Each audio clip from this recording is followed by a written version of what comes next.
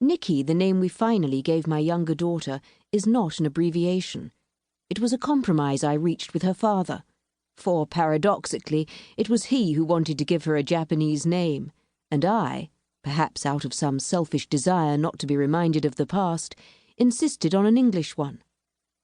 He finally agreed to Nikki, thinking it had some vague echo of the East about it.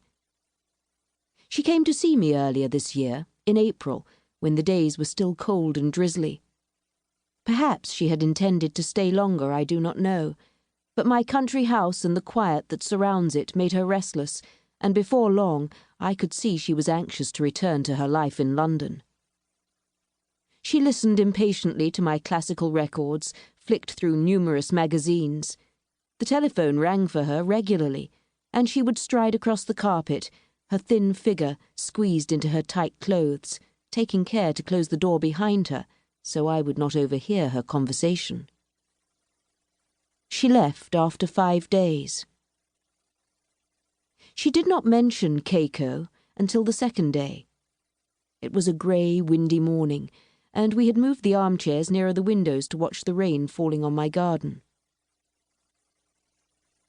"Did you expect me to be there?" she asked.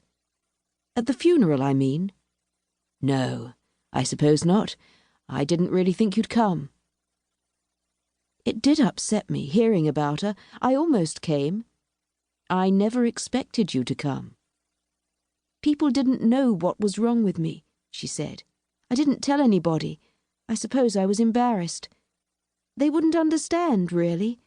They wouldn't understand how I felt about it."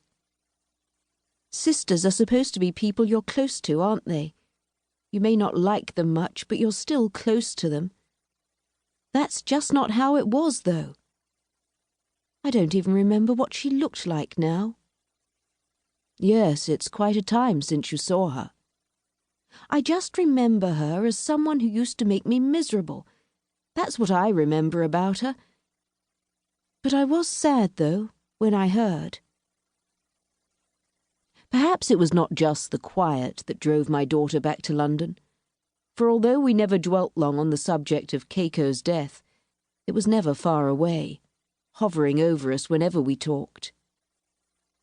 Keiko, unlike Nikki, was pure Japanese, and more than one newspaper was quick to pick up on this fact. The English are fond of their idea that our race has an instinct for suicide, as if further explanations are unnecessary.